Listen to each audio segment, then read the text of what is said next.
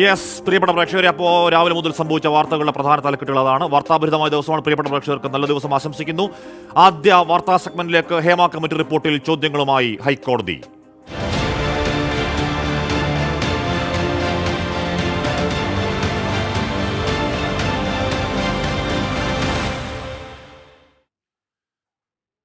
Hema committee റിപ്പോർട്ടിന്മേൽ criminal കേസെടുക്കണമെന്ന പൊതുതാൽപര്യ ഹർജി ഫയലിൽ സ്വീകരിച്ച് ഹൈക്കോടതി. നേരിട്ട് കേസെടുക്കാൻ കഴിയുമോ എന്നാരാഞ്ഞ കോടതി റിപ്പോർട്ടിന്റെ പൂർണ്ണരൂപം മുദ്രവെച്ച കവറിൽ ഹാജരാക്കാൻ സർക്കാർ നിർദ്ദേശം നൽകി. കമ്മിറ്റി റിപ്പോർട്ട് ഗൗരവതരമെന്ന് ഹൈക്കോടതി ഡിവിഷൻ ബെഞ്ച് ചൂണ്ടിക്കാട്ടി. അതിജീവിതരെ എങ്ങനെ സംരക്ഷിക്കാനാകുമെന്നും ഹൈക്കോടതി ചോദിച്ചു. കേസിൽ വനിതാ കമ്മീഷനെ സ്വമേധയാ കക്ഷി ചേർത്തു. എസ് ശ്രീകാന്ത് കൊച്ചിയിൽ നിന്നും ഏറ്റവും പുതിയ വിവരങ്ങളുമായി ചേർന്നു. ശ്രീകാന്ത്, പായ്ച്ചർ നവാസൻ ഇക്കാര്യത്തിൽ എന്താണ് കാര്യം എന്നാദ്യം ചോദിച്ചു തുടങ്ങിയ കോടതി, പക്ഷേ അതിന്റെ പിന്നാലെയുള്ള വാദങ്ങളിൽ എന്താണോ ഹേമ കമ്മിറ്റി റിപ്പോർട്ട് അതിന്റെ ഗൗരവം പൂർണ്ണാർത്ഥത്തിൽ ഉൾക്കൊള്ളുന്നു എന്ന് തന്നെയല്ലേ വ്യക്തമായത്? ശ്രീകാന്ത്. ഹഷ്മി, ഈ പായ്ച്ചർ നവാസ ഇത്തരം വിവിധ കേസുകളിൽ പൊതുതാൽപര്യ ഹർജിയുമായി ഹൈക്കോടതിയിൽ എത്തുന്ന ഒരു വ്യവഹാരിയാണ്. അതിനാൽ തന്നെ അദ്ദേഹത്തിന്റെ പല കേസുകളും സംശയദൃഷ്ടിയോടെയാണ് കോടതി കാണാറുള്ളതും. നമ്മളും കരുതിയത് ഒരു പക്ഷേ ഇത് തള്ളിക്കളയാൻ സാധ്യതയുണ്ട്, ഇദ്ദേഹത്തിന് ഇതുമായി നേരിട്ട് ബന്ധമില്ലല്ലോ എന്നുള്ളതാണ്. പക്ഷേ കോടതി അത് വളരെ വളരെ ഗൗരവത്തോടെ എടുത്തു എന്നുള്ളതാണ് മനസ്സിലാകുന്നത്. പായ്ച്ചർ നവാസിന്റെ ഹർജി ഹൈക്കോടതി ഫയലിൽ സ്വീകരിച്ചു, സർക്കാരിനോട് മറുപടി ആവശ്യപ്പെട്ടു. അതാണ് ഏറ്റവും പ്രധാനപ്പെട്ട തലക്കെട്ട്. രണ്ടാമത്തെ കാര്യം, സർക്കാർ ഈ വിഷയത്തിൽ കൃത്യമായി പെട്ടു എന്നുള്ളതാണ് പറയാനുള്ളത്. ഇത്രയും ദിവസം അഴകുഴമ്പൻ നിലപാട് സ്വീകരിച്ച സർക്കാരിന് ജുഡീഷ്യൽ സ്ക്രൂട്ടണിക്ക് വിധേയമാകേണ്ടി വരാൻ പോകുന്നു എന്നുള്ളതും ഈ മണിക്കൂറിലെ ഏറ്റവും പ്രധാനപ്പെട്ട വാർത്തയാണ്. ഇന്ന് നടന്ന കാര്യങ്ങൾ ഇപ്രകാരമാണ്. പരാതിയുള്ളവർക്ക് പോലീസിനെയോ മജിസ്ട്രേറ്റ് കോടതിയെയോ സമീപിച്ചുകൂടെ എന്നൊരു ചോദ്യം ഈ ഹേമ കമ്മിറ്റി റിപ്പോർട്ടിന്മേൽ ഇന്ന് കോടതി ചോദിക്കുകയുണ്ടായി. ക്രിമിനൽ കുറ്റം വെളിവായിട്ടുണ്ടോ എന്ന് സർക്കാരിനോട് കോടതി ചോദിച്ചു. സർക്കാരിന്റെ നിലപാട് എന്താണ് അത് പറയൂ എന്ന് ആവർത്തിച്ച് കോടതി AGയോട് ചോദിക്കുകയും ചെയ്തു. ജുഡീഷ്യൽ കമ്മീഷനല്ല, ജുഡീഷ്യൽ കമ്മിറ്റിയാണ് നിയോഗിച്ചത് എന്ന് സർക്കാർ മറുപടി നൽകി. പക്ഷേ കമ്മിറ്റി റിപ്പോർട്ട് ഗൗരവതരമല്ലേ എന്നായിരുന്നു ഹൈക്കോടതി ഡിവിഷൻ ബെഞ്ചിന്റെ മറുചോദ്യം. കുറ്റകൃത്യം വെളിപ്പെടുന്നുണ്ട് എന്നുള്ള കാര്യം അഡ്വക്കേറ്റ് ജനറൽ ഏറ്റവും ഒടുവിൽ ചോദ്യങ്ങൾക്കൊടുവിൽ സമ്മതിക്കേണ്ടി വന്നു എന്നുള്ളതാണ് കോടതിയിൽ നിന്നും കാണാൻ കഴിഞ്ഞത്. പാർശ്വവൽക്കരിക്കപ്പെട്ടവരാണ് ഇരകളായതെന്ന് ഓർമ്മ വേണം എന്ന് ഹൈക്കോടതി പറയുന്നു. പരാതിയുമായി അവർ മുന്നോട്ട് വരണമെന്നില്ലെന്നും ഹൈക്കോടതി ചൂണ്ടിക്കാട്ടുന്നു. പരാതി ഉള്ളവർ നൽകിയാൽ നടപടിയെടുക്കാമെന്ന് മുഖ്യമന്ത്രി ഉറപ്പ് നൽകിയെന്ന് AG മറുപടി നൽകി. ഇതിൽ അന്വേഷണം സാധ്യമാകുമോ അതാദ്യം പരിശോധിക്കൂ എന്നായി പിന്നീട് ഹൈക്കോടതിയുടെ ഭാഗത്തു നിന്നുള്ള മറുപടി. ഇത് കേവലം സിനിമാ മേഖലയിലെ വിഷയമല്ല, നേരെ മറിച്ച് പൊതുസമൂഹത്തെ ഒന്നാകെ ബാധിക്കുന്ന വിഷയമാണെന്ന് കോടതി ഇന്ന് ഡിവിഷൻ ബെഞ്ച്, അതും ഓർക്കണം, ചീഫ് ജസ്റ്റിസിന്റെ ചുമതലയുള്ള ഒന്നാം കോടതിയാണ് ഇക്കാര്യത്തിൽ ഈ നിരീക്ഷണങ്ങൾ നടത്തുന്നത്, പരാമർശങ്ങൾ നടത്തുന്നത്. ഒപ്പം നേരിട്ട് കേസെടുക്കാനാകുമോ, ഇതാണ് കോടതി ഇന്ന് സർക്കാരിനോട് ആവർത്തിച്ച് ചോദിച്ചു കൊണ്ടിരുന്ന മറ്റൊരു ചോദ്യം. അതോടൊപ്പം തന്നെ കോടതിയിൽ നിന്നുണ്ടായ ഏറ്റവും പ്രധാനപ്പെട്ട ചില ചോദ്യങ്ങൾ കൂടി ഇതിലുണ്ട്. നിങ്ങൾക്ക് കേസെടുക്കാനാകുമോ എന്ന് ചോദിച്ചപ്പോൾ സർക്കാർ പറഞ്ഞ ഒരു കാര്യം, ഇത് പോക്സോ വകുപ്പ് ഉൾപ്പെട്ടിട്ടുണ്ടെങ്കിൽ അതിൽ കേസെടുക്കാൻ സാധിക്കും എന്ന് പറയുന്നു. സിനിമയിലെ സ്ത്രീകളും പുരുഷന്മാരും ഇരകളായിട്ടുണ്ട്, അത് നിങ്ങൾക്കറിയുമോ എന്നുള്ള കാര്യം കോടതി സർക്കാരിനോട് പറയുന്നു. അതോടൊപ്പം തന്നെ ലൈംഗിക കുറ്റകൃത്യങ്ങൾ വെളിപ്പെട്ടിട്ടുണ്ടെങ്കിൽ അതിജീവിതർ മുന്നോട്ട് പോകാൻ തയ്യാറാണോ എന്ന് പരിശോധിക്കണമെന്ന് സർക്കാരിനോട് കോടതി ചൂണ്ടിക്കാണിക്കുന്നു. വാദത്തിന്റെ ആകത്തുക എന്ന് പറഞ്ഞാൽ സിനിമാ മേഖലയുടെ നവോത്ഥാനത്തിന് പുനരുദ്ധാരണത്തിന് നിങ്ങൾക്ക് എന്ത് ചെയ്യാൻ കഴിയും എന്നതായിരുന്നില്ല കോടതിയുടെ ചോദ്യത്തിന്റെ ഊന്നൽ. കോടതിയുടെ ചോദ്യത്തിന്റെ ഊന്നൽ ഇത്തരം ഗുരുതരമായ ആരോപണങ്ങളിൽ സർക്കാരെ കേസെടുക്കാൻ കഴിയുമോ എന്ന നേർക്കുനേർ ചോദ്യത്തിന് സർക്കാരിന്റെ മറുപടി എന്തായിരുന്നു ശ്രീകാന്ത്? അഡ്വക്കേറ്റ് ജനറലിന് ഈ വിഷയത്തിൽ കൃത്യമായ ഒരു മറുപടി നൽകാൻ സാധിച്ചില്ല എന്നുള്ളതാണ് വസ്തുത. നിങ്ങൾക്ക് ഈ കിട്ടിയ മൊഴികളിൽ കേസെടുക്കാനാകുമോ, സ്വമേധയാ കേസെടുക്കാനാകുമോ എന്ന് ചോദിച്ചപ്പോൾ പറഞ്ഞത് പോക്സോ കേസാണെങ്കിൽ നടക്കും എന്നുള്ളതാണ്. അതായിരുന്നു സർക്കാരിന്റെ മറുപടി. തൊട്ടടുത്തതായി ചോദിച്ചത് ആരെങ്കിലും പരാതി നൽകാൻ വന്നിട്ടുണ്ടോ എന്നുള്ളതാണ്. ഇതുവരെ ഇല്ല എന്ന മറുപടി നൽകി. തുടർന്നാണ് കോടതി പറഞ്ഞത് ആർക്ക് വേണമെങ്കിലും പോലീസിനെയോ മജിസ്ട്രേറ്റ് കോടതിയോ സമീപിക്കാം, അതൊരു നിർദ്ദേശമായി കൂടി കോടതി മുന്നോട്ട് വെച്ചതാണ്.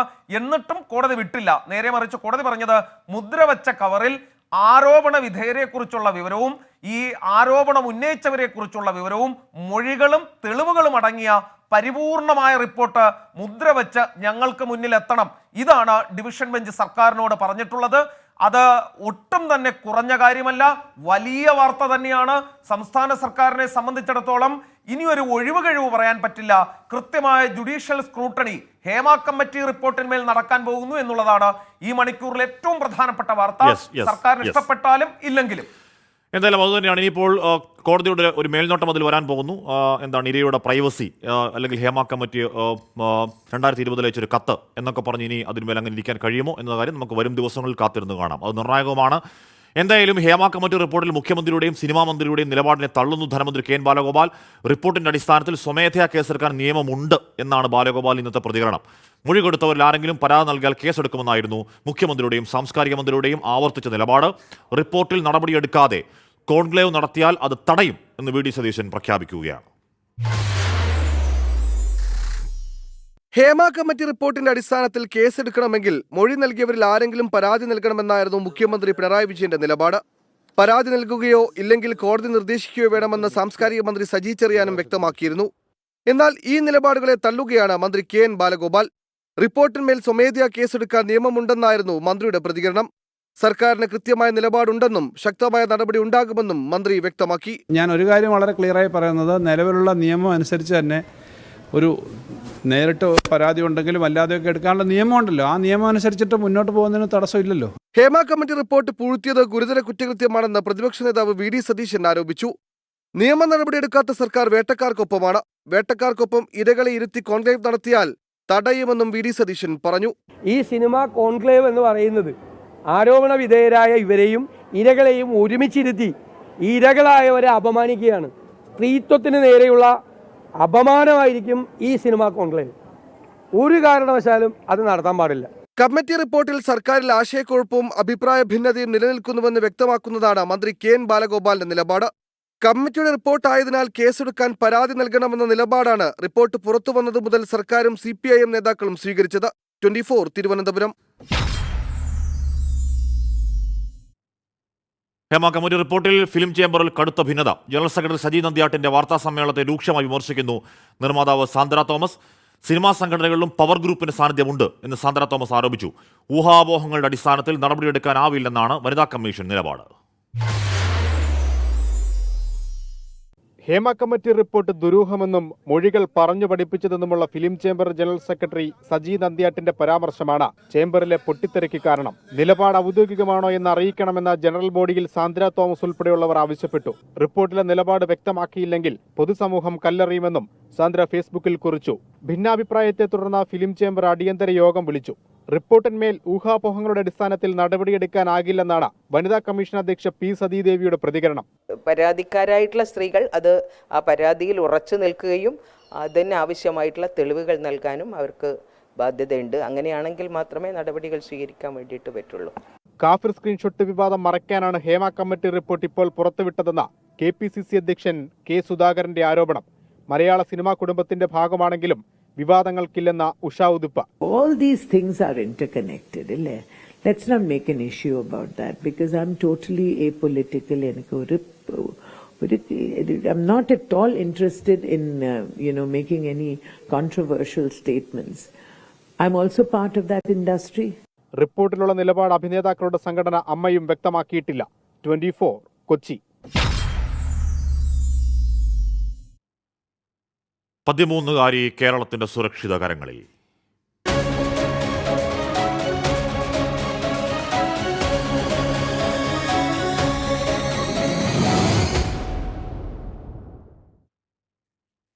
തിരുവനന്തപുരം കഴക്കൂട്ടത്ത് നിന്ന് കാണാതായ 13 വയസ്സുകാരി ആന്ധ്രാപ്രദേശിലെ വിശാഖപട്ടണത്ത് കണ്ടെത്തി. 24 അഭ്യർത്ഥന പ്രകാരം മലയാളി സമാജം പ്രവർത്തകർ ട്രെയിനിൽ നടത്തിയ പരിശോധനയാണ് ഫലം കണ്ടത്. സഹോദരിയുമായി വഴക്കിട്ടതിന് മാതാവ് ശകാരിച്ചതിന്റെ വിഷമത്തിൽ അസം സ്വദേശിയുടെ മകൾ വീട് വിട്ടിറങ്ങിയത് ചൊവ്വാഴ്ച രാവിലെ 9:30-യോടെ. ഇന്നലെ രാത്രി 10 മണിയോടെയാണ് വിശാഖപട്ടണം വോൾട്ടയർ റെയിൽവേ സ്റ്റേഷനിൽ വെച്ച് മലയാളി സമാജം പ്രവർത്തകർ കുട്ടിയെ കണ്ടെത്തിയത്. ക്ഷീണിതയായ കുട്ടി ബർത്തിൽ കിടന്നുറങ്ങുകയായിരുന്നു. ഒപ്പമുണ്ടായിരുന്ന സ്ത്രീകൾ അവരുടെ കുട്ടിയാണെന്ന് അവകാശപ്പെട്ടെങ്കിലും കുട്ടിയെ ഉപേക്ഷിക്കാൻ മലയാളികൾ തയ്യാറായില്ല. ഫോട്ടോയും വസ്ത്രവും താരതമ്യം ചെയ്ത് കുട്ടിയെ തിരിച്ചറിഞ്ഞു. പിന്നീട് RPF-നെ വിവരമറിയിച്ചു. വിശാഖപട്ടണം നമ്മുടെ താമ്പരം സന്തരാഗാന്ധി ട്രെയിനില് അൺറിസർവ്ഡ് കമ്പാർട്ട്മെന്റിൽ കമന്ന് കിടക്കുകയായിരുന്നു. ക്ഷീണിതയാണ്. ഇപ്പൊ വെള്ളമൊക്കെ വാങ്ങിച്ചു കൊടുത്തിട്ടുണ്ട്. 24-ല് നമ്മുടെ അലക്സ് വിളിച്ചിരുന്നു റിപ്പോർട്ടർ. അപ്പോൾ റിപ്പോർട്ടർ അലക്സ് വിളിച്ചിട്ട് പറഞ്ഞു ഇന്ന ട്രെയിനിൽ സംശയം ഉണ്ടോ എന്ന് പരിശോധിക്കണം എന്ന് പറഞ്ഞിട്ട്. അപ്പൊ ഞങ്ങള് അതുമായിട്ട് ബന്ധപ്പെട്ട് ഞങ്ങളൊരു 10-15 പേരുണ്ട്. ഞങ്ങള് മലയാളി സമാജത്തിന്റെ ആളുകൾ പേടിച്ചിരിക്കുകയാണ്. വേറെ കൂടെ ഒരു കുറച്ച് സ്ത്രീകളുണ്ടായിരുന്നു. അവരുടെ കുട്ടിയാണെന്നാണ് ആദ്യം പറഞ്ഞത്. അത് അവര് സന്തരാഗഞ്ച് പോകുന്ന ആളുകളാണ്, യാസാം സ്വദേശികൾ തന്നെയാണെന്ന് തോന്നുന്നു. പോലീസ് വിവരങ്ങൾ ചോദിച്ചറിഞ്ഞു. അതുവരെ വെള്ളം മാത്രം കുടിച്ച് വിശപ്പ് പിടിച്ചു നിർത്തിയ കുട്ടി കഴിക്കാൻ ചോദിച്ചത് ഏറ്റവും ഇഷ്ടപ്പെട്ട ബിരിയാണി. വീഡിയോ കോൾ വഴി വീട്ടുകാർ കുട്ടിയുമായി സംസാരിച്ചു.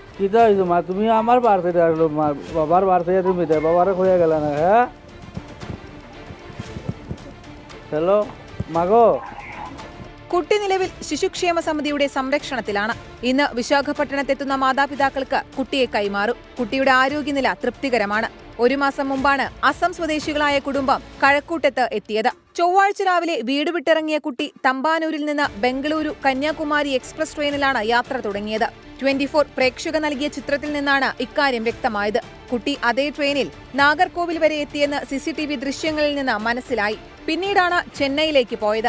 ചെന്നൈ എഗ്മോറിൽ ഇറങ്ങിയ കുട്ടി ട്രെയിൻ മാറി കയറുകയായിരുന്നു. News desk 24.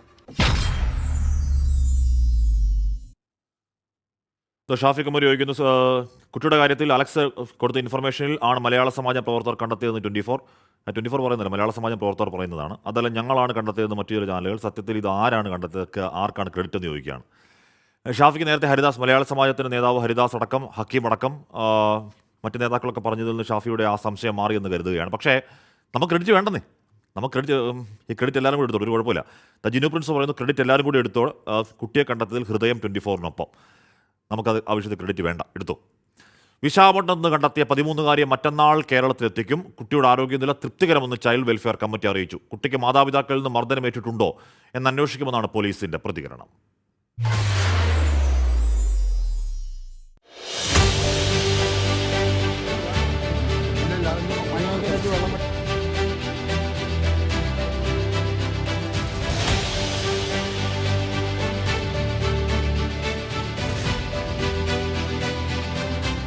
കേരളം പ്രാർത്ഥനകളോടെ കാത്തിരുന്ന കഴക്കൂട്ടത്തെ ആ 13 വയസ്സുകാരി ദാ വിശാഖപട്ടണത്തെ ഈ ഗേൾസ് ഹോമിൽ സുഖമായി കഴിയുന്നു.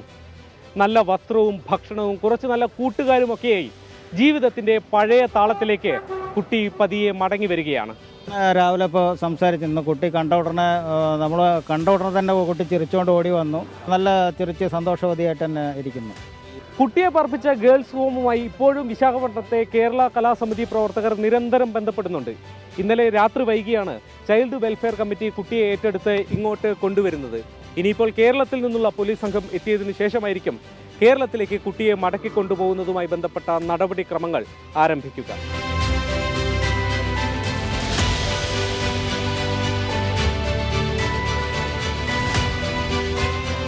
2 വനിതാ പോലീസ് ഉദ്യോഗസ്ഥരടങ്ങുന്ന കേരളത്തിൽ നിന്നുള്ള സംഘം നാളെ ഉച്ചയോടെ വിശാഖപട്ടണത്തെത്തും. വൈദ്യപരിശോധന ഉൾപ്പെടെ ഇവിടുത്തെ നടപടിക്രമങ്ങൾ പൂർത്തീകരിച്ച് CWC കുട്ടിയെ കേരള പോലീസിന് കൈമാറും. 13-കാരിയെ മറ്റന്നാൾ തിരുവനന്തപുരത്തെത്തിക്കും. ആ കുട്ടി ഇപ്പോൾ വൈസാഖിലുള്ള CWCയുടെ കൺട്രോളിലാണ്. അവർ ആ കുട്ടിയെ കസ്റ്റഡിയിൽ വെച്ചിട്ടുണ്ട്. ഇവിടുന്ന് ടീം അവരെ റിക്കവർ ചെയ്യാൻ പോയിട്ടുണ്ട്. അവർ നാളെ രാവിലെയോടുകൂടി എത്തിക്കഴിഞ്ഞാൽ അതിൻ്റെ ലീഗൽ പ്രൊസീജിയേഴ്സ് ഫോളോ ചെയ്തതിനു ശേഷം കേരള പോലീസ് അവരെ കൊണ്ടുവന്ന് കോടതിയിൽ ഹാജരാക്കി അവരെ കുട്ടിയുടെ മാതാപിതാക്കളെ ഏൽപ്പിക്കും. കുട്ടി എന്തിന് വീട് വിട്ടിറങ്ങിയെന്ന ചോദ്യത്തിന് ഇതുവരെ കൃത്യമായ ഉത്തരം കിട്ടിയിട്ടില്ല. അതിനായി കുട്ടിയുടെ മൊഴി പോലീസ് വിശദമായി രേഖപ്പെടുത്തും. എന്നാൽ അത്തരം നടപടികൾ കേരളത്തിലെത്തിച്ചതിന് ശേഷം മാത്രമേ ഉണ്ടാവൂ എന്നാണ് പോലീസ് പറയുന്നത്. വിശാഖപട്ടണത്ത് നിന്നും ടീം 24. നൗഷാദ് ഉന്നത്തിൽ ചോദിക്കുന്നുണ്ട്, പെൺകുട്ടിയെ തിരിച്ചു കിട്ടാൻ ഉറക്കമൊഴിച്ച് 24 പ്രവർത്തിച്ചു. പ്രേക്ഷകർ കുട്ടിയെ കിട്ടണമെന്ന് ഓരോ നിമിഷവും പ്രാർത്ഥിച്ചു. ഒന്നിച്ച് നിന്നാൽ കഴിയാത്ത ഒന്നുമില്ലെന്ന് മലയാളത്തിൽ തെളിയിച്ചു. അഭിനന്ദനങ്ങൾ എന്ന് പറയുകയാണ്. എന്നാൽ അതിനിടയിൽ ചില മനുഷ്യർക്ക് ചോദിക്കുന്നുണ്ടായിരുന്നു, നിങ്ങൾക്ക് വേറെ പണിയൊന്നുമില്ലേ, എന്തിനാണ് രാവിലെ മുതൽ ഈ വാർത്ത, വേറൊരു വാർത്തയില്ല, അല്ലെങ്കിൽ ഹേമ കമ്മിറ്റി റിപ്പോർട്ട് പൂഴ്ത്താനാണെന്നൊക്കെ വെറുതെ അടിസ്ഥാനമില്ലാതെ വാദിക്കുന്നവരുണ്ടായിരുന്നു. അവർ ഇപ്പോഴും ആ ചിന്തയിൽ തന്നെ നിൽക്കുകയാണെങ്കിൽ പ്രിയപ്പെട്ട പ്രേക്ഷകരെ, നമ്മൾ മിനിഞ്ഞാന്ന് രാത്രി, ഞാൻ അവരോടാണ് പറയുന്നത്, മിനിഞ്ഞാന്ന് രാത്രി ഇടവേളകളില്ലാതെ ഒരു സംപ്രേഷണം നമ്മൾ നടത്തിയിരുന്നു. അതിൽ ആ വാർത്ത കണ്ടാണ് ബബിത എന്ന കുട്ടിക്ക് സംശയമുണ്ടാവുന്നതും അതിന് ഫോട്ടോ എടുക്കാൻ തോന്നുന്നതും അത് നിർണായകമാവുന്നതും. ഏറ്റവും ഒടുവിൽ നമ്മുടെ പ്രതിനിധി അലക്സ് റാം മുഹമ്മദ് അലക്സിൻ്റെ ഇനിഷ്യേറ്റീവ്, അല്ലെങ്കിൽ 24 ഇനിഷ്യേറ്റീവിൽ മലയാളി സമാജം പ്രവർത്തകരുടെ സഹായത്തോടു കൂടി അവരോട് വിളിച്ച് അഭ്യർത്ഥിച്ചതിൻ്റെ ഭാഗമായിട്ടാണ് കുട്ടിയെ കണ്ടെത്താൻ കഴിഞ്ഞത്. അതുകൊണ്ട് ആ ചോദ്യം ചോദിക്കുന്നവർ ഇനി ആ ചോദ്യം ചോദിക്കില്ല എന്നാണ് എൻ്റെ പ്രതീക്ഷ. എന്തായാലും വിശാഖപട്ടണത്ത് നിന്ന് കണ്ടെത്തിയ 13-കാരിയുമായി സംസാരിച്ച് 24 വാർത്താ സംഘം. നാട്ടിലേക്ക് പോകാൻ സന്തോഷം എന്നാണ് പെൺകുട്ടി 24-നോട് പറഞ്ഞത്. നിലവിൽ വിശാഖപട്ടണത്ത് ശിശു സംരക്ഷണ കേന്ദ്രത്തിൽ സുരക്ഷിതയാണ് പെൺകുട്ടിയുമായി സംസാരിച്ച് 24 പ്രതിനിധി ശ്രീനാഥ് ചന്ദ്രൻ വിശാഖപട്ടണത്ത് ചേരുകയാണ്. ശ്രീനാഥ്, കുട്ടി എന്താണ് പറയുന്നത്, എന്തുകൊണ്ട് പോയി എന്നാണ് പറയുന്നത്? പഠനമടക്കം അവളുടെ മുന്നോട്ടേക്കുള്ള ജീവിത സ്വപ്നങ്ങൾ തേടി തന്നെയാകുമോ കുട്ടി പോയത്? ശ്രീനാഥ്.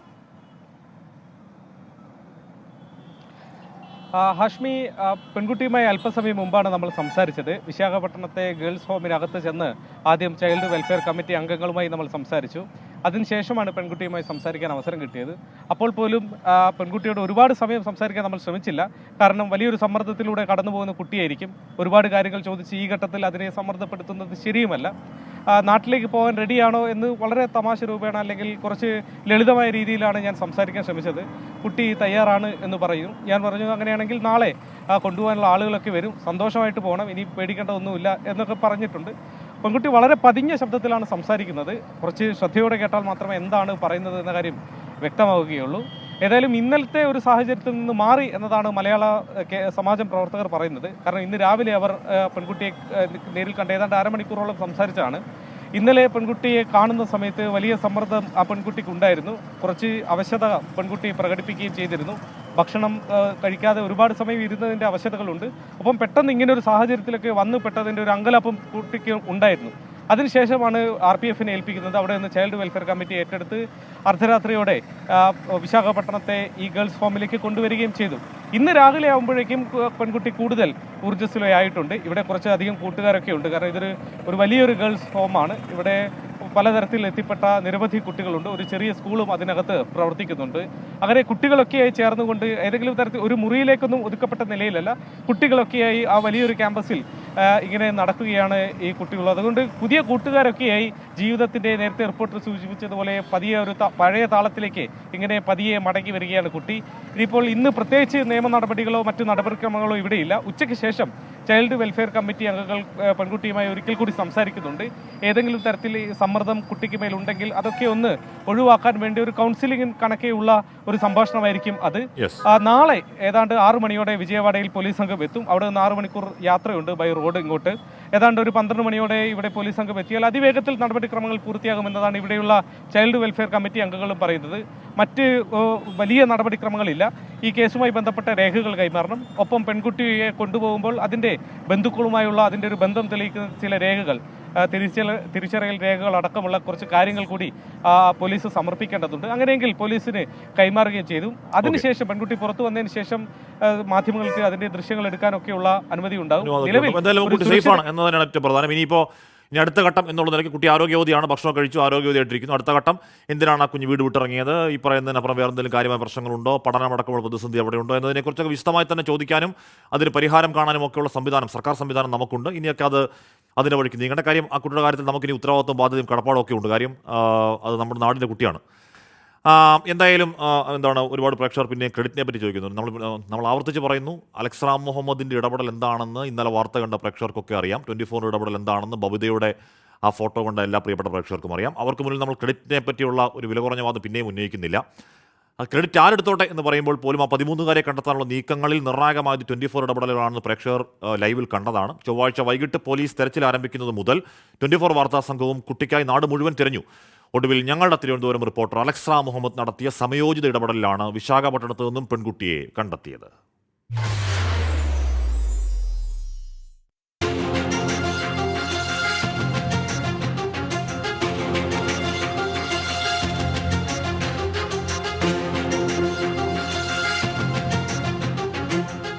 കഴക്കൂട്ടത്ത് നിന്നും 13-കാരിയെ കാണാനില്ലെന്ന വാർത്ത ചൊവ്വാഴ്ച വൈകിട്ട് 5:45 24 പുറത്തുവിടുന്നത്. പിന്നീട് അങ്ങോട്ട് തിരച്ചിലിന്റെ മണിക്കൂറുകൾ. ചൊവ്വാഴ്ച രാത്രി മുഴുവൻ പോലീസ് നടത്തിയ തിരച്ചിലിൽ 24 ഭാഗമായി. ബുധനാഴ്ച പുലർച്ചെ 4 മണിയോടെ കുട്ടി തമിഴ്നാട്ടിലേക്ക് പോയെന്ന നിർണായക വിവരവും 24 പുറത്തുവിട്ടു.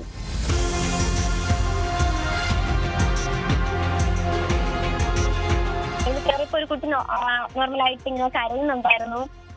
പിന്നെ കാണുമ്പോൾ തന്നെ നമ്മുടെ മലയാളി ആണെന്ന് തോന്നിയില്ല. എന്നാലും ഞാനിത് ഫോട്ടോ എടുത്ത് വെച്ചിരുന്നേ ഉള്ളൂ. അതിന് രാവിലെ 24 ന്യൂസിന്റെ ഞാൻ ലൈവ് കണ്ടുകൊണ്ടിരുന്ന യൂട്യൂബില് മഴയായോണ്ട്. അപ്പൊ അതിൽ വിളിച്ചപ്പോഴാണ് പിന്നെ പോലീസ് തിരിച്ച് വിളിച്ചെന്നെ അറിയിച്ചത്. പിന്നാലെ പോലീസ് സംഘത്തോടൊപ്പം കന്യാകുമാരിയിലേക്ക്. റെയിൽവേ സ്റ്റേഷനിലും പരിസരത്തും പോലീസിനൊപ്പം 24 കുട്ടിക്ക് വേണ്ടി തിരച്ചിൽ നടത്തി. ഒടുവിൽ പോലീസ് അന്വേഷണം ചെന്നൈയിലേക്ക്. മുന്നോട്ടു പോകാനുള്ള തുമ്പിനായി പോലീസ് കാത്തുനിന്നപ്പോൾ 24 പ്രേക്ഷകരെ ഒപ്പം ചേർത്ത് ജനകീയ തിരച്ചിൽ ആരംഭിച്ചു. 7:45 എഗ്മോറിൽ നിന്ന് പുറപ്പെടുന്ന താമ്പരം സാന്ത്രാഗച്ചി അന്ത്യോദയ എക്സ്പ്രസ്. 24 തിരുവനന്തപുരം റിപ്പോർട്ടർ അലക്സ്ര മുഹമ്മദ് വിശാഖപട്ടണത്തെ മലയാളി സമാജം പ്രവർത്തകരെ വിളിച്ച് സഹായം തേടി.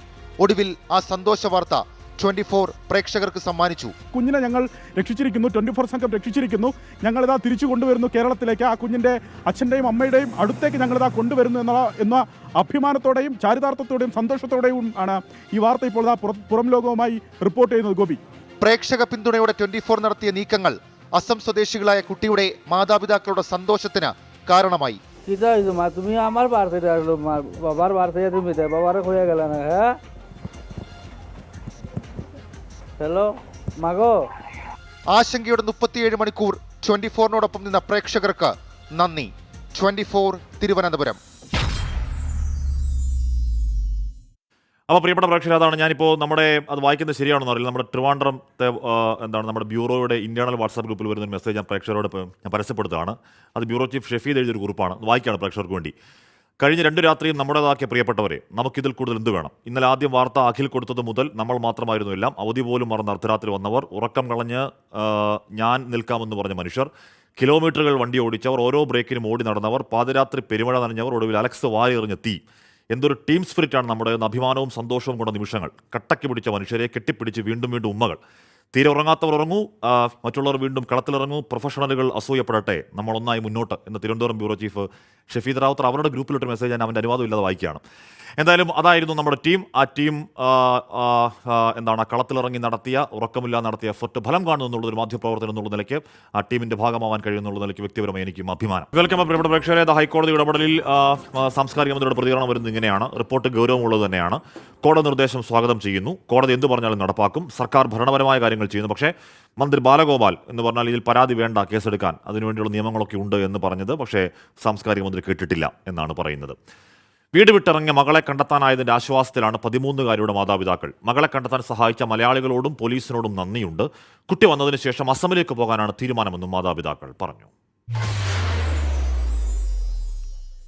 13-കാരിയായ മകൾ വീട് വിട്ടിറങ്ങിയെന്ന് അറിഞ്ഞതു മുതൽ കരച്ചിലില്ലായിരുന്നു മാതാപിതാക്കൾ. ഇന്നലെ വിശാഖപട്ടണത്ത് നിന്നും കുട്ടിയെ കണ്ടെത്തിയെന്ന സന്ദേശമെത്തിയതോടെ ആശ്വാസമായി. കുട്ടിയുമായി വീഡിയോ കോളിൽ സംസാരിച്ചു. ഭക്ഷണം കഴിച്ചെന്ന് മകൾ പറഞ്ഞു. കുട്ടിയെ കണ്ടെത്തിയ കേരളത്തിന് നന്ദി. കുട്ടിയെ താൻ മർദ്ദിച്ചിട്ടില്ലെന്ന് മാതാവ്.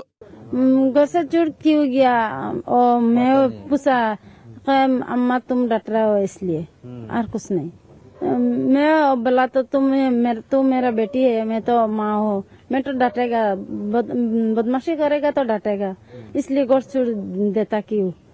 മകളെ കൊണ്ടുവരാനായി വിശാഖപട്ടണത്തേക്ക് പോകാൻ ആഗ്രഹമുണ്ടായിരുന്നു. എന്നാൽ കുട്ടിയെ തിരുവനന്തപുരത്ത് എത്തിക്കാമെന്ന് പോലീസ് അറിയിക്കുകയായിരുന്നു.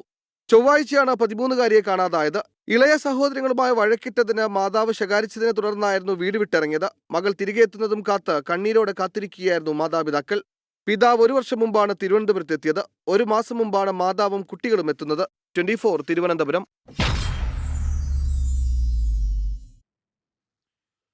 കഴക്കൂട്ടത്തെ 13-കാരിയുടെ തിരോധാനത്തിൽ പോലീസിനെ സഹായിച്ച നിർണായക തെളിവ് ഒരു മൊബൈൽ ചിത്രമാണ്. ആ ചിത്രത്തിന് പിന്നിൽ നെയ്യാറ്റിങ്കര സ്വദേശി ബബിതയാണ്. കൗതുകത്തിനെടുത്ത ചിത്രം 24 വാർത്ത കണ്ട് പോലീസിന് അയച്ചു കൊടുത്തതോടെ അന്വേഷണത്തിൽ പുരോഗതിയുണ്ടായി. ട്രെയിനിൽ യാത്ര ചെയ്യാൻ അത്ര പരിചയമില്ല ബബിതയ്ക്ക്. 1 മാസമേ ആയുള്ളൂ തീവണ്ടി യാത്ര തുടങ്ങിയിട്ട്. തിരുവനന്തപുരം നെയ്യാറ്റിൻകര റൂട്ടിലാണ് എന്നുമുള്ള യാത്ര. മെഡിക്കൽ കോഡ് വിദ്യാർത്ഥിയായ ബബിതയും 2 സുഹൃത്തുക്കളും തമ്പാനൂരിൽ നിന്ന് ബംഗളൂരു കന്യാകുമാരി ഐലൻഡ് എക്സ്പ്രസിൽ കയറി. എതിർ സീറ്റിലിരുന്ന 13-കാരിയുടെ കരഞ്ഞു ക്ഷീണിച്ച മുഖം മനസ്സിലുടക്കി. കയ്യിൽ ചുരുട്ടിപ്പിടിച്ച 2 20 രൂപ നോട്ടും പൊടിപിടിച്ച ബാഗുമായിരിക്കുന്ന ആ കുട്ടിയുടെ ചിത്രം മൊബൈലിൽ പകർത്തി. വെറുതെ. പിന്നെ അത് മറന്നു. പുലർച്ചെ 3 മണിക്ക് 24-ന്റെ വാർത്ത കണ്ടതോടെ സംശയമായി. മൊബൈലിൽ പകർത്തിയ ചിത്രം പോലീസിന് അയച്ചു നൽകി. അപ്പോൾ കണ്ടത് 24-ന്റെ ലൈവായിരുന്നു. അപ്പോൾ ഞാൻ ലൈവിൽ ഇങ്ങനെ എഴുതി കാണിച്ചുകൊണ്ടിരുന്നു. എന്താണ് കണ്ടു കിട്ടുന്നവർ ബന്ധപ്പെട്ട. അങ്ങനെ ഒരുപാട് തവണ വിളിച്ചപ്പോഴാണ് പിന്നെ തിരിച്ച് പോലീസ് ഞങ്ങളായിട്ട് കോൺടാക്ട് ചെയ്യുന്നതും പറഞ്ഞു കൊടുത്തത്. ഒടുവിൽ ബബിതയുടെ ചിത്രത്തിലുള്ളത് കാണാതായ കുട്ടിയെന്ന് പോലീസ് സ്ഥിരീകരിച്ചു. അന്വേഷണം ആ ദിശയിലായി. ഒടുവിൽ കുട്ടി സഞ്ചരിച്ച പാത ഏതെന്ന് കണ്ടുപിടിക്കാൻ പോലീസിനെ സഹായിച്ചതും ബബിതയുടെ ചിത്രം. കുട്ടിയെ തിരിച്ചു കിട്ടിയതിൽ സന്തോഷമുണ്ട്. കാണാനും ഭാഷ തടസ്സമെങ്കിലും സംസാരിക്കാനും ആഗ്രഹമുണ്ടെന്നും ബബിത. സംസാരിക്കണമെന്നുണ്ട് കുട്ടിയോട്. അതൊക്കെ അവരുടെ ഫാമിലിയുടെ മാറ്റേഴ്സ് അല്ലേ, ഞങ്ങളുടെ കാര്യമല്ലല്ലോ. വ്യക്തിത്വം വെളിപ്പെടുത്താൻ ആഗ്രഹിച്ചിരുന്നില്ല. ചില മാധ്യമങ്ങൾ തന്നെക്കുറിച്ചുള്ള കാര്യങ്ങൾ വളച്ചൊടിച്ചപ്പോഴാണ് പ്രതികരിക്കേണ്ടി വന്നത്. പെൺകുട്ടിയെ കണ്ടുപിടിക്കാൻ സഹായിച്ചവർക്ക് നന്ദിയെന്നും ബബിത കൂട്ടിച്ചേർത്തു. 24 തിരുവനന്തപുരം. ഇന്നലെ ആശങ്കയുടെ മണിക്കൂറിൽ ബബിതയെ കുറ്റപ്പെടുത്തുന്നവരെ കണ്ടു. എന്തുകൊണ്ട് ബബിതയ്ക്ക് ഫോട്ടോ എടുക്കുന്ന സമയത്ത് ആ കുട്ടിയെ പോലീസിൽ ഏൽപ്പിച്ചുകൂടായിരുന്നു എന്നൊക്കെ ചോദിക്കുന്നത് കണ്ടു. അങ്ങനെ കുറ്റപ്പെടുത്തുന്നവർ ബബിതയുടെ ഒറ്റ ചിത്രമാണ് എന്ന് പറഞ്ഞാൽ ആ സമയത്തെ മനസ്സാന്നിധ്യം കൊണ്ട് ബബിത എടുത്ത ഒറ്റ ചിത്രമാണ് പോലീസിന് കിട്ടിയ ഏക ലീഡ്. അതിൽ മാത്രമാണ് കുട്ടിയെ കണ്ടെത്താൻ കഴിഞ്ഞത് എന്നത് മറന്നുകൂടാ. മുണ്ടക്കൈ ചൂരൽമല ഉരുൾപൊട്ടൽ സംബന്ധിച്ച് പഠനം നടത്തിയ ഭൗമശാസ്ത്രജ്ഞൻ ജോൺ മത്തായുടെ നേതൃത്വത്തിലുള്ള വിദഗ്ധ സമിതി ആദ്യഘട്ട റിപ്പോർട്ട് സമർപ്പിച്ചു. മുണ്ടക്കൈയിലും ചൂരൽമലയിലും കൂടുതൽ സുരക്ഷിതമായ സ്ഥലങ്ങൾ ഉണ്ടെന്നും പുഞ്ചിരിമഠം സുരക്ഷിതമല്ലെന്നും ആ റിപ്പോർട്ടിൽ പറയുന്നു. ദുരന്തബാധിതരുടെ താൽക്കാലിക പുനരധിവാസം വേഗത്തിൽ പൂർത്തിയാക്കുമെന്ന് റവന്യൂ മന്ത്രി 24നോട് പറഞ്ഞു.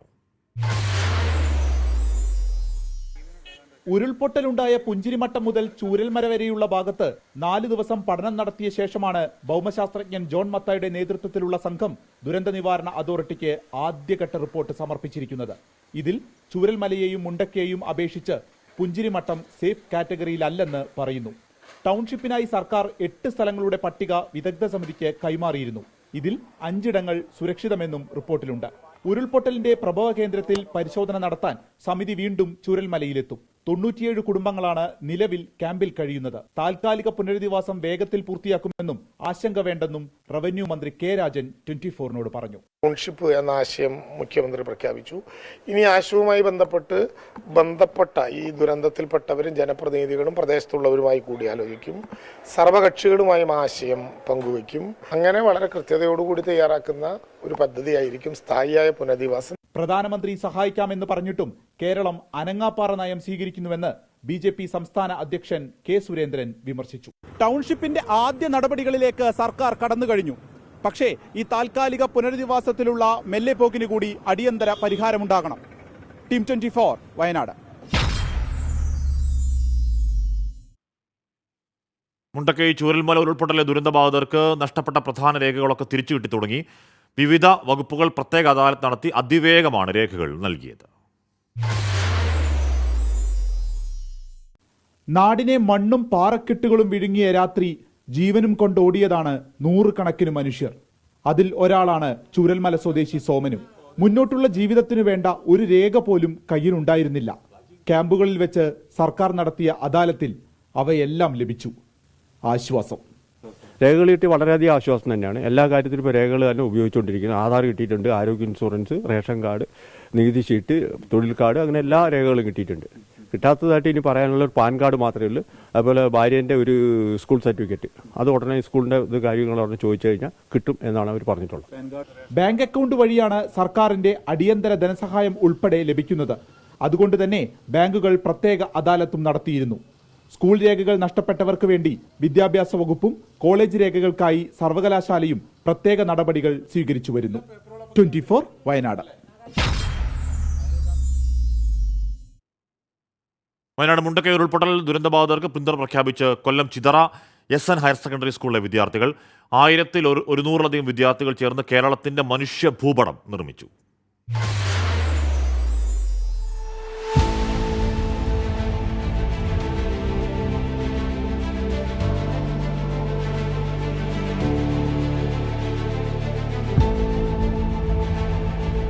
വയനാടിൻ്റെ കണ്ണീരൊപ്പാൻ കേരളം ഒന്നായി അണിചേരണമെന്ന ആഹ്വാനവുമായാണ് ചിതറ SNHSSലെ വിദ്യാർത്ഥികൾ മനുഷ്യഭൂപടത്തിൽ അണിനിരുന്നത്.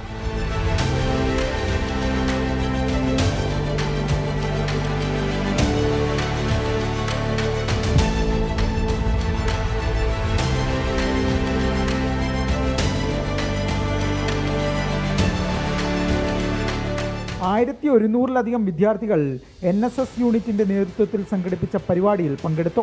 കേരളം വയനാട് ജനതയ്ക്കൊപ്പം എന്ന സന്ദേശമാണ് ഈ കുരുന്നുകൾ ആവർത്തിച്ചുറപ്പിക്കുന്നത്. 24 കൊട്ടാരക്കര.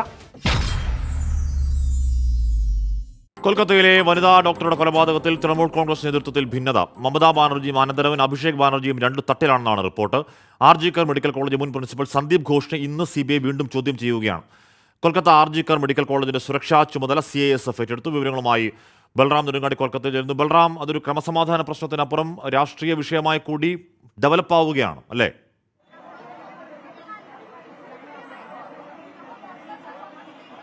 ഹഷ്മി, തീർച്ചയായും നേരത്തെ അത് ഭരണപക്ഷവും പ്രതിപക്ഷവും തമ്മിലുള്ള ഒരു ഏറ്റുമുട്ടലിനായിരുന്നു കാരണമായിരുന്നത് എങ്കിൽ അതിനപ്പുറത്തേക്ക് തൃണമൂൽ കോൺഗ്രസ് എന്ന ഭരണപക്ഷത്തുള്ള പാർട്ടിക്കുള്ളിലെ ആഭ്യന്തര ഭിന്നതയ്ക്ക് പോലും ഇത് കാരണമായിരിക്കുന്നു എന്നുള്ളതാണ്. പ്രത്യേകിച്ചും ഈ കേസിലെ പ്രതി അല്ലെങ്കിൽ ആരോപണ വിധേയനായ മുൻ പ്രിൻസിപ്പൽ സന്ദീപ് ഘോഷിനെ ഒരു വിഭാഗം നേതാക്കൾ സംരക്ഷിക്കുന്നു എന്ന ആക്ഷേപം പാർട്ടിക്കുള്ളിൽ തന്നെയുണ്ട്. അഭിഷേക് ബാനർജി ഇത്തരത്തിലുള്ള ഒരു ആക്ഷേപവും പ്രിൻസിപ്പലിനെതിരെ കടുത്ത നടപടി എടുക്കാത്തതിൽ അദ്ദേഹത്തിന് അതൃപ്തിയുമുണ്ട് എന്നുള്ളതാണ് റിപ്പോർട്ട്. പ്രത്യേകിച്ചും ഈ സംഭവത്തിന്റെ ധാർമ്മിക ഉത്തരവാദിത്തം ഏറ്റെടുത്ത് രാജി സമർപ്പിച്ച വ്യക്തിക്ക് 4 മണിക്കൂറിനകം തന്നെ മറ്റൊരു ആശുപത്രിയുടെ പ്രിൻസിപ്പലായി പുനർനിയമനം നൽകിയ നടപടി പാർട്ടിയുടെ പ്രതിച്ഛായയ്ക്ക് വലിയ മങ്ങലേറ്റു എന്ന അഭിഷേക് ബാനർജിക്ക് പരാതിയുണ്ട്. ഒപ്പം തന്നെയാണ് ഇത്തരത്തിൽ ഈ ആശുപത്രിയുമായി ബന്ധപ്പെട്ട കാലങ്ങളായി ഉയർന്നുവരുന്ന സാമ്പത്തിക ക്രമക്കേട്, അഴിമതി ആരോപണങ്ങൾ സംബന്ധിച്ചും അതൃപ്തി അഭിഷേക് ബാനർജിക്കുണ്ട്. എന്നാൽ ഇത്തരത്തിൽ ഒരു പ്രതിസന്ധി ഘട്ടത്തിൽ മമതാ ബാനർജി നടത്തിയ റാലിയിൽ അഭിഷേക് വിട്ടുനിന്നതിൽ മമതാ ബാനർജിക്കും കടുത്ത അതൃപ്തിയുണ്ട് എന്നുള്ളതാണ് പുറത്തുവരുന്ന റിപ്പോർട്ടുകൾ. നേരത്തെ ആശുപത്രിയിൽ ഉണ്ടായ സംഘർഷവുമായി ബന്ധപ്പെട്ടും അത്തരത്തിലുള്ള ചില അഭ്യൂഹങ്ങൾ പ്രചരിക്കപ്പെട്ടിരുന്നു. എന്തായാലും നിലവിലിപ്പോൾ ഈ ഭിന്നത പുറത്തു വരേണ്ടതുണ്ട്. പരസ്യ പ്രതികരണത്തിലേക്ക് വരെ എത്തിയേക്കാം കാര്യങ്ങൾ എന്നാണ് പുറത്തുവരുന്ന വിവരം. ആശുപത്രിയിൽ അതേസമയം CISF അല്പസമയത്തിനകം തന്നെ പൂർണ്ണ ചുമതല, സുരക്ഷാ ചുമതല ഏറ്റെടുത്തിരിക്കുകയാണ്. ഇന്ന് സുപ്രീം കോടതിയിൽ ഈ വിഷയം പരിഗണിക്കുന്നതിനിടെ ഈ CISF പൂർണ്ണമായും ചുമതല ഏറ്റെടുത്തിട്ടില്ല എന്ന് പരാമർശിക്കപ്പെട്ട നിമിഷങ്ങൾക്കകമാണ് 185 അംഗ CISF സംഘം ആശുപത്രിയിൽ എത്തിയത്. 3 ഷിഫ്റ്റുകളിലായി ഇവരായിരിക്കും ഈ സുരക്ഷാ ചുമതല നിർവഹിക്കുക. ആശുപത്രിയുടെ പുതിയ പ്രിൻസിപ്പൽ അടക്കമുള്ളവരെ മാറ്റിക്കൊണ്ടുള്ള നടപടിയിലേക്കും സർക്കാർ കടന്നിട്ടുണ്ട്. ബൽറാം നെടുങ്കോടിയാണ് വാർത്തയുടെ വിവരങ്ങൾ നൽകിയത്. എന്ന് പറഞ്ഞാൽ അവിടെ ഭരണ പ്രതിപക്ഷ തർക്കം എന്നതിന് ഉപരിയായി ഭരണപക്ഷത്താകത്ത് തന്നെ തർക്കം എന്ന നിലയിലേക്ക് ആ കാര്യങ്ങൾ മാറുകയാണ്. എന്തായാലും വനിതാ ഡോക്ടറെ ബലാത്സംഗം ചെയ്ത് കൊലപ്പെടുത്തിയതിന് പിന്നാലെ രാജ്യവ്യാപകമായി ഡോക്ടേഴ്സിന്റെ പ്രതിഷേധം തുടരുന്നു. ഡ്യൂട്ടിയിലുള്ള ഡോക്ടേഴ്സിന് സുരക്ഷ ഉൾപ്പെടെയുള്ള ആവശ്യങ്ങൾ ഉന്നയിച്ച് നടക്കുന്ന പ്രതിഷേധത്തിൽ സുപ്രീം കോടതി വരെ ഇടപെട്ടു. കർമ്മസമിതി രൂപീകരിച്ചു. എന്നാൽ രാജ്യതലസ്ഥാനത്തെ സർക്കാർ ആശുപത്രികൾ പോലും സുരക്ഷിതമല്ല എന്നാണ് 24 വാർത്താ സംഘം നേരിട്ട് നടത്തിയ അന്വേഷണത്തിൽ ബോധ്യമാവുന്നത്. കൊൽക്കത്തയിൽ കൊല്ലപ്പെട്ട വനിതാ ഡോക്ടർക്ക് നീതി ഉറപ്പാക്കുക, ഡോക്ടർമാർക്കും ആരോഗ്യ പ്രവർത്തകർക്കും സുരക്ഷയുറപ്പാക്കുന്ന കർശന വ്യവസ്ഥകളോടുകൂടിയ കേന്ദ്ര നിയമം കൊണ്ടുവരണം തുടങ്ങി വിവിധ ആവശ്യങ്ങൾ ഉന്നയിച്ച് രാജ്യവ്യാപകമായുള്ള ഡോക്ടർമാരുടെ പ്രതിഷേധം ശക്തമാവുകയാണ്. ഈ സാഹചര്യത്തിൽ ഡൽഹിയിലെ ആശുപത്രികളുടെ രാത്രികാല സുരക്ഷ എന്തെന്ന് നമുക്കൊന്ന് പരിശോധിക്കാം.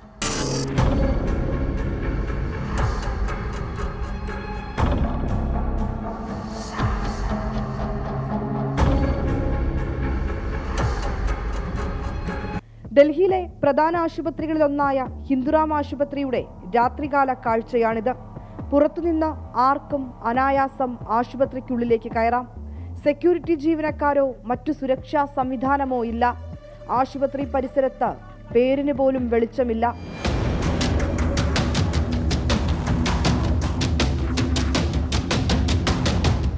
ആശുപത്രിയുടെ പാർക്കിംഗ് പരിസരത്തെ കാഴ്ചകൾ ഇങ്ങനെ.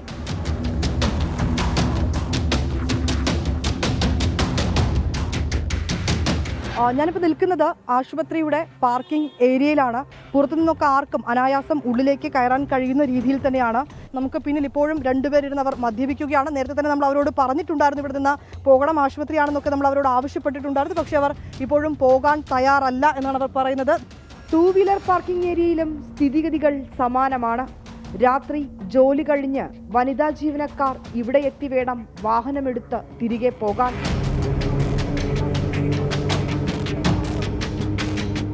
സുരക്ഷയുൾപ്പെടെയുള്ള ആക്ടുകൾ കൊണ്ടുവരണമെന്ന് ആവശ്യപ്പെട്ടുകൊണ്ട് ഡോക്ടർമാരുടെ പ്രതിഷേധം ശക്തമാകുമ്പോഴും ഡൽഹിയിലെ ഒരു സർക്കാർ ആശുപത്രിയിൽ ആ രാത്രികാലങ്ങളിലുള്ള ഈ ഡോക്ടർമാരുടെയും മറ്റ് ആരോഗ്യ പ്രവർത്തകരുടെയും സുരക്ഷ എന്താണ് എന്നുകൂടിയാണ് ഈ ദൃശ്യങ്ങൾ നമുക്ക് കാണിച്ചു തരുന്നത്.